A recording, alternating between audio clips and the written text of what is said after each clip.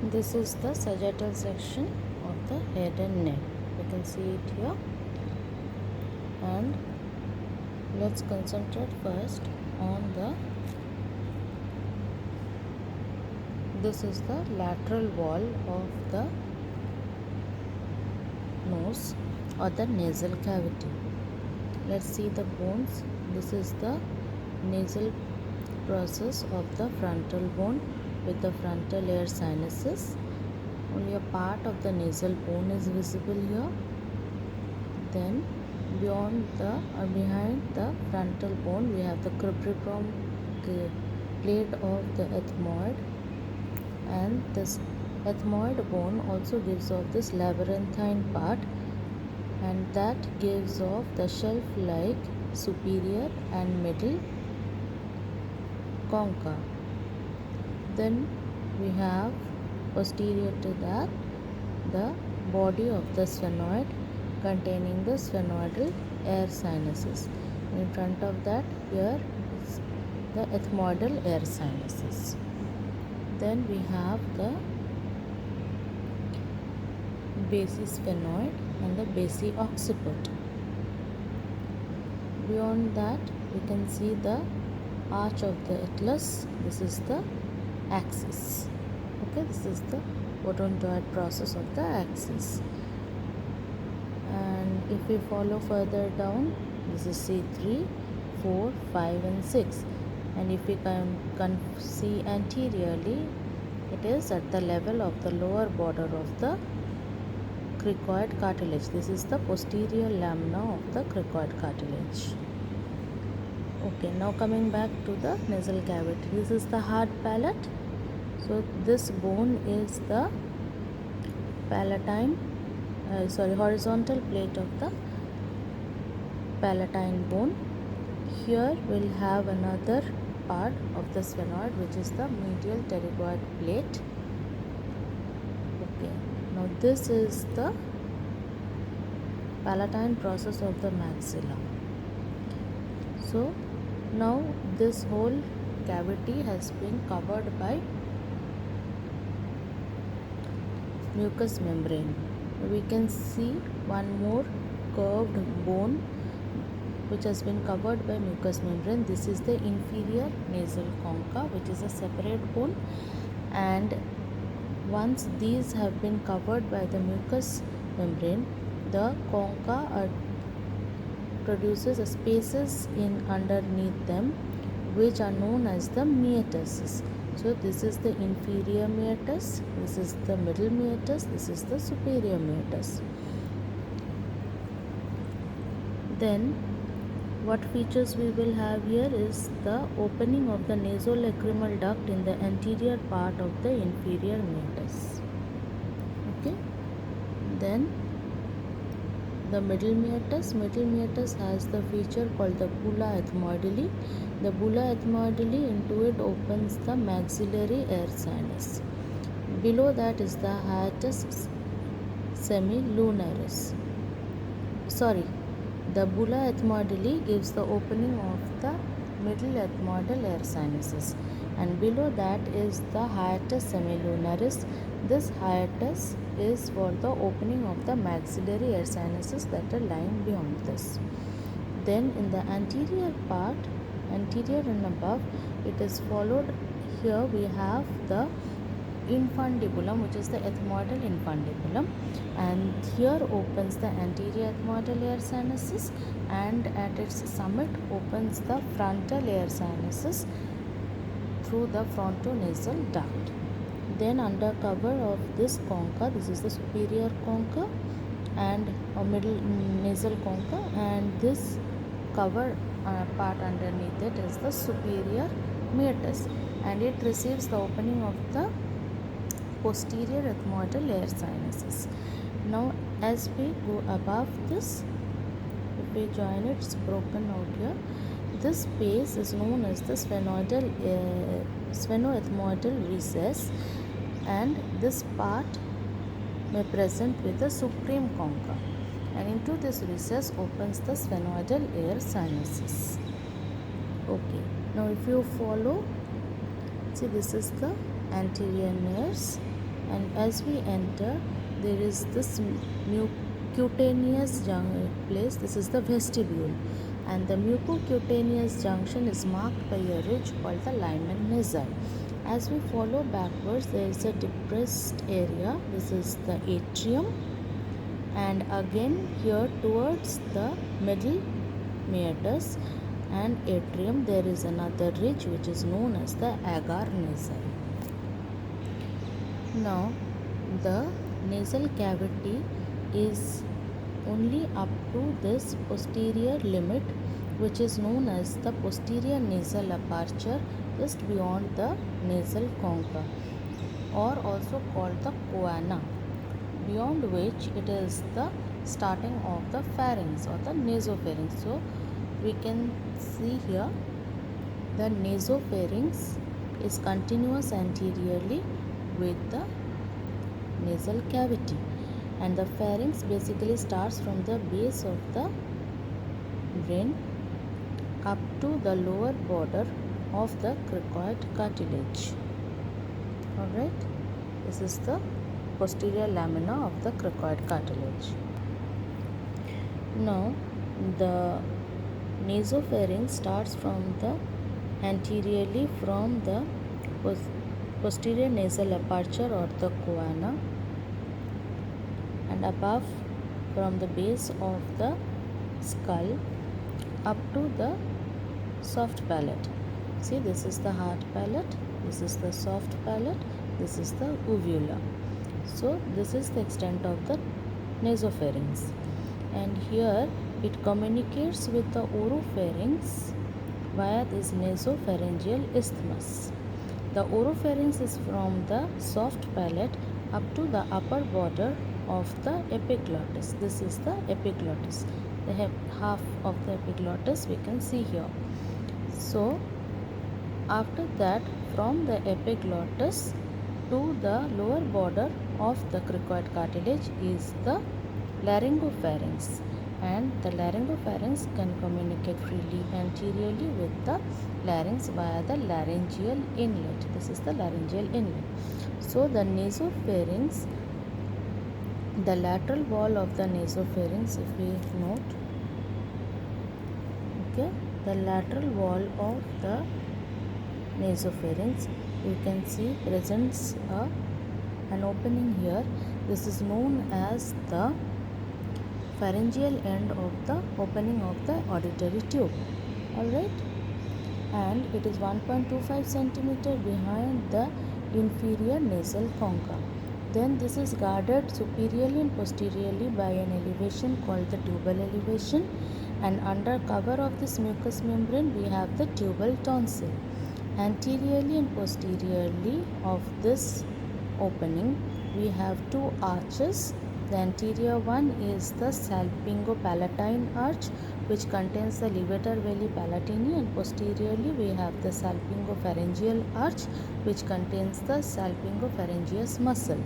Now beyond this tubal tonsil or tubal elevation there is a recess, which is the nasopharyngeal recess or pharyngeal recess or the fossa of Rosenmuller. This is also called the graveyard of the nasopharynx because a swelling here or any malignancy here can easily be missed. And the roof of the nasopharynx here is covered by mucous membrane, and under cover of the mucous membrane there are collections of tonsil, the nasopharyngeal tonsil, which is part of the Waldeyer's ring. Even the tubal tonsil is also part of the Waldeyer's ring. Now if we come during the deglutition, when the food is being swallowed, it is necessary to prevent its regurgitation into the nasal cavity by closing this nasopharyngeal isthmus. So during deglutition, the levator veli palatini, tensor veli palatini in the soft palate, and the here we have something called the palatopharyngeus sphincter at the producing the passavant's ridge here, which is missing here. Now they all contract and pull the soft palate towards the posterior wall of the pharynx, thus food cannot pass into the nasal cavity during deglutition. Then we have the oropharynx. The oropharynx communicates with the oral cavity via the oropharyngeal isthmus. Now, anteriorly here, it is separated from the oral cavity by the posterior 1/3 of the tongue. You can see the tongue here with the genioglossus muscle, which is the safety muscle of the tongue. So this, and here we can also see the palatine tonsillar fossa, and bound anteriorly and posteriorly by two arches. This is the palatoglossus and this is the palatopharyngeus arches. Now, during the second phase of deglutition, this oropharyngeal isthmus must be closed so that there is no regurgitation of food back into the oral cavity. So what happens is this palatopharyngeus and palatoglossus, they contract, the palatoglossus especially, and pulls the tongue back towards the soft palate, and this is closed. Now next, let's come to the laryngopharynx. The laryngopharynx, as we know, this is the laryngeal inlet, and the laryngeal inlet is closed during deglutition by this. Let's first see, this is the aryepiglottic fold. The two aryepiglottic folds, they oppose with one another and close the laryngeal inlet by the contraction of the aryepiglotticus muscles. So food will pass straight downwards into the, finally we can see the tube. This is the esophagus. Okay. Now we can also see a feature here in front of the epiglottis between the median glossoepiglottic fold and the lateral epiglottic fold. We can see the one of the valleculae here, and here behind the laryngeal inlet and the wall of the pharynx, we can see another fossa, which is the pyriform fossa, also called the smuggler's fossa. It is the most catchy point for foreign bodies. Alright, and okay, fine. So this is about the pharynx in short. We can also see the oral cavity.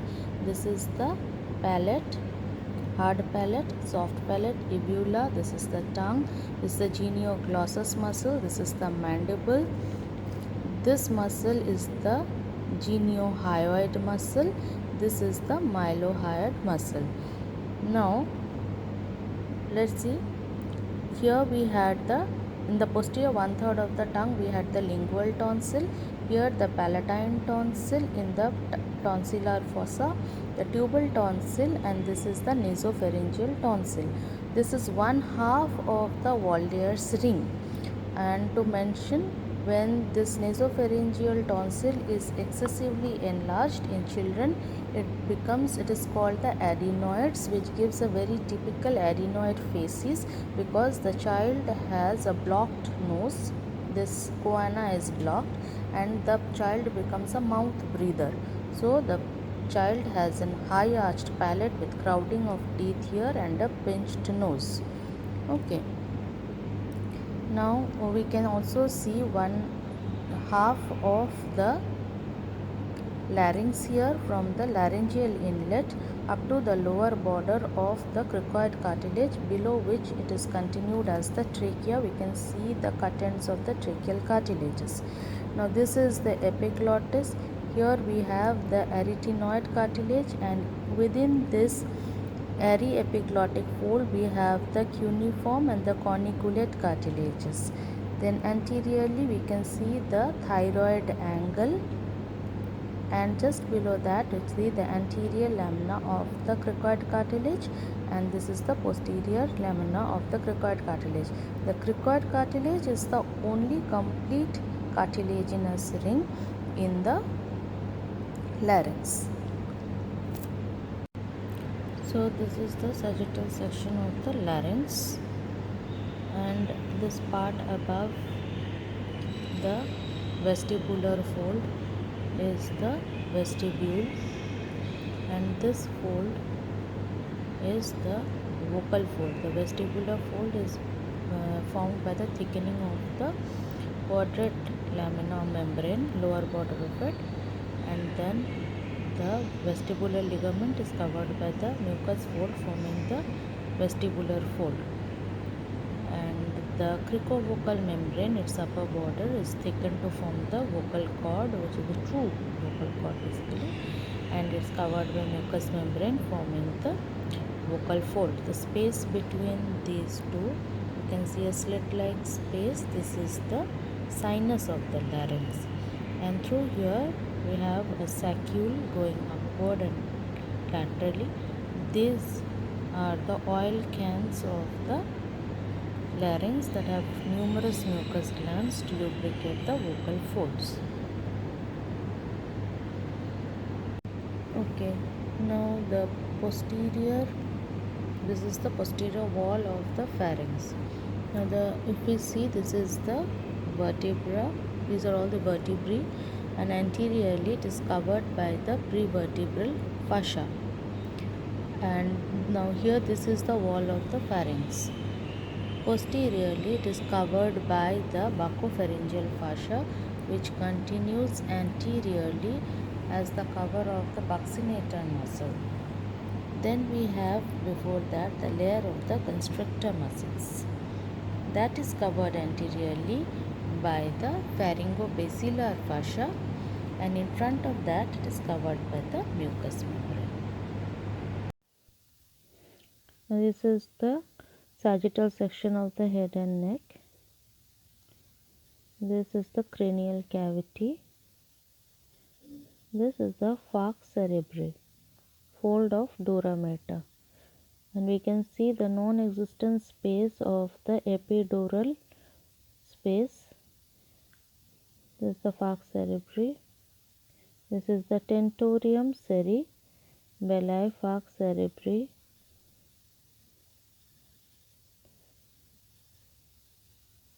This is the arachnoid mater. This translucent layer is the arachnoid mater.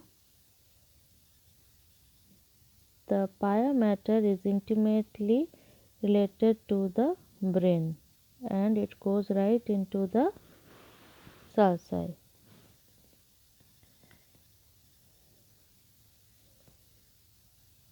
This is basically the left cerebral hemisphere. This is the left cerebellar hemisphere. This is the diencephalon part with the thalamus and hypothalamus. Midbrain, pons, medulla. This is the spinal cord with the meninges in the vertebral canal.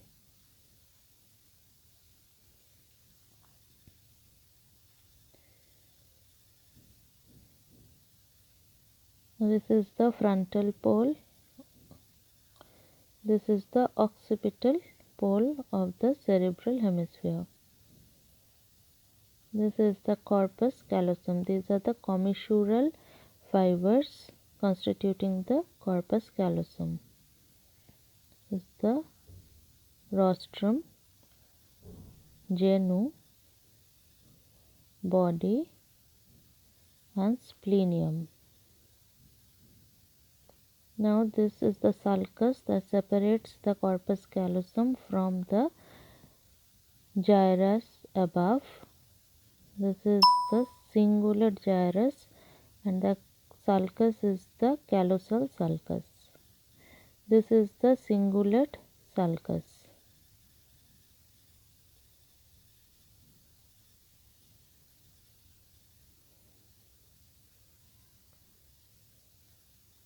Now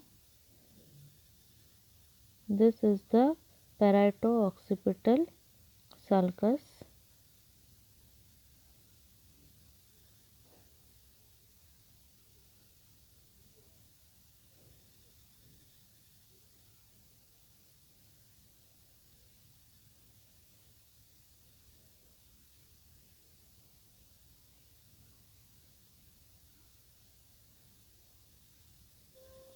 This is the lateral ventricle cavity of the cerebral hemisphere or forebrain, and it is covered by the septum pellucidum, which is not visible here.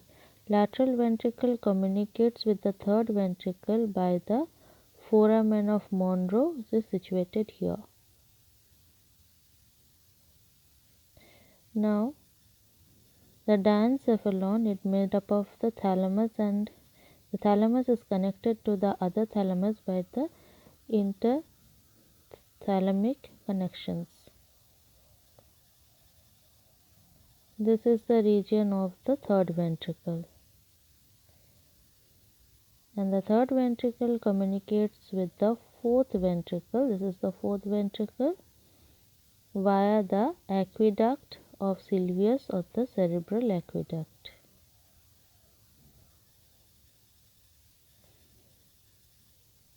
Then finally it is continuous with the vertebral canal.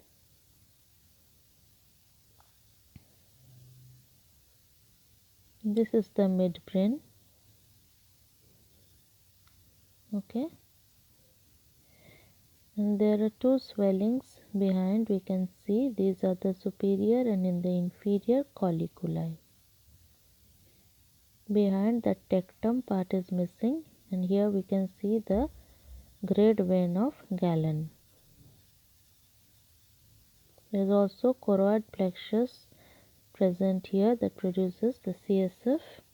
This is the pons, this is the medulla.